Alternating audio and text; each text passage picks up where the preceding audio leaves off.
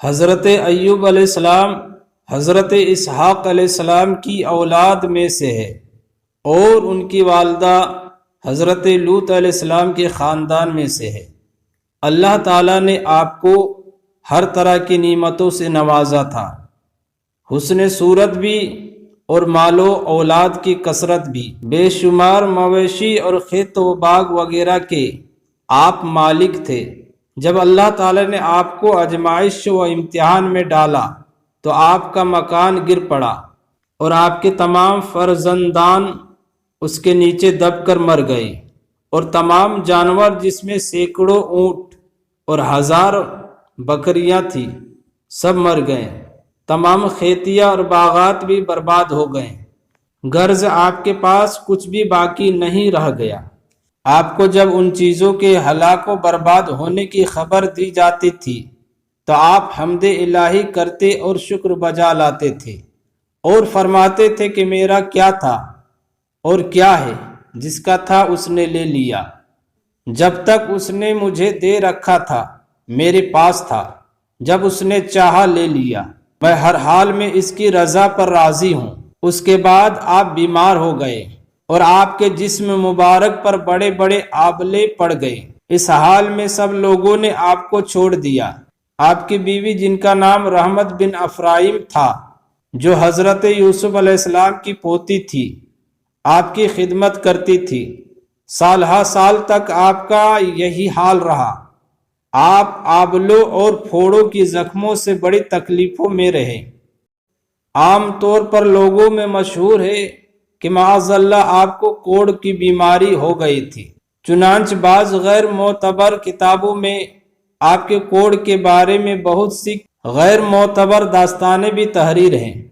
مگر یاد رکھ لو کہ یہ سب باتیں سرتاپا بالکل غلط ہیں، اور ہرگز آپ کوئی نبی بھی کبھی کوڑ اور جذام کی بیماری میں مبتلا نہیں ہوا، اس لیے کہ یہ مسئلہ متفق علیہ ہے کہ انبیاء علیہ السلام کا تمام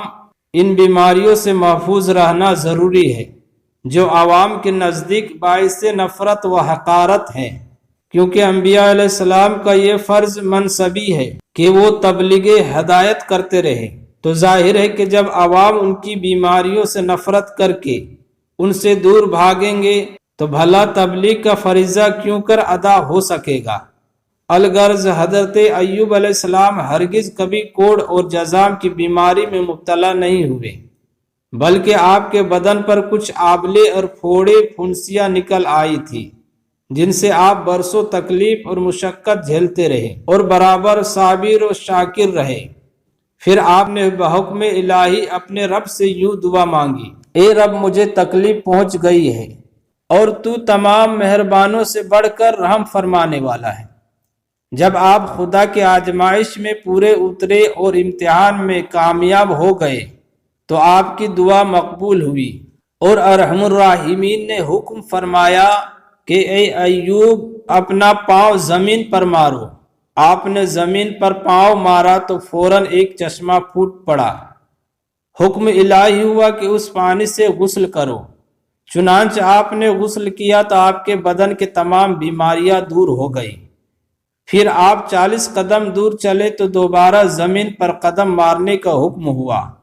اور آپ کے قدم مارتے ہی پھر ایک دوسرا چشمہ نمودار ہو گیا، جس کا پانی بے حد ٹھنڈا، بہت شیریں اور نہایت لذیذ تھا۔ آپ نے وہ پانی پیا تو آپ کے باطن میں نور ہی نور پیدا ہو گیا، اور آپ کو اعلیٰ درجے کی صحت و نورانیت حاصل ہو گئی،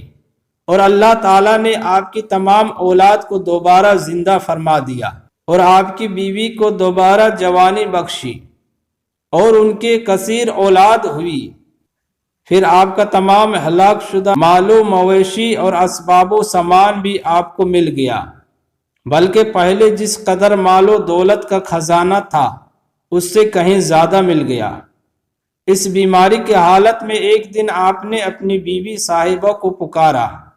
تو وہ بہت دیر کر کے حاضر ہوئی۔ اس پر غصہ میں آ کر آپ نے ان کو 100 درہ مارنے کا قسم کھا لی، تو اللہ تعالیٰ نے فرمایا کہ اے ایوب آپ ایک سینگوں کے جھاڑو سے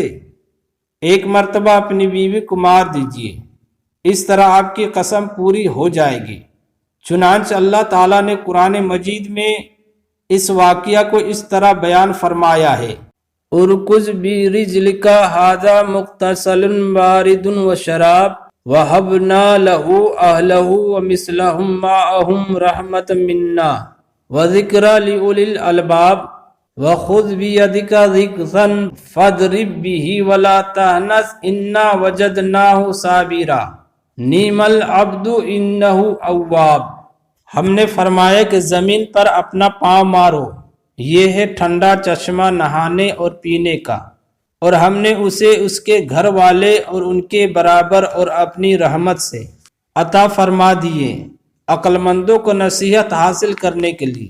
اور ہم نے فرمایا کہ اپنے ہاتھ میں ایک جھاڑو لے کر اس سے مار دو اور قسم نہ توڑو،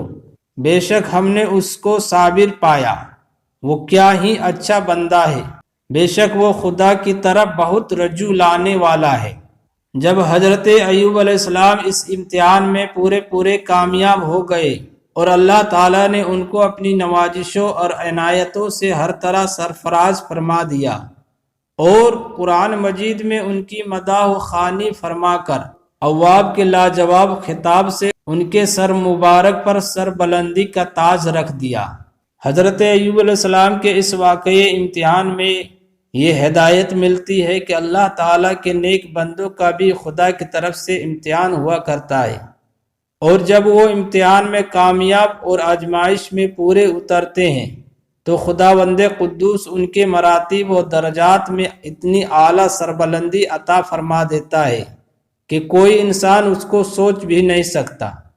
نیز اس واقعہ سے یہ سبق بھی ملتا ہے کہ امتحان و آزمائش کے وقت صبر کرنا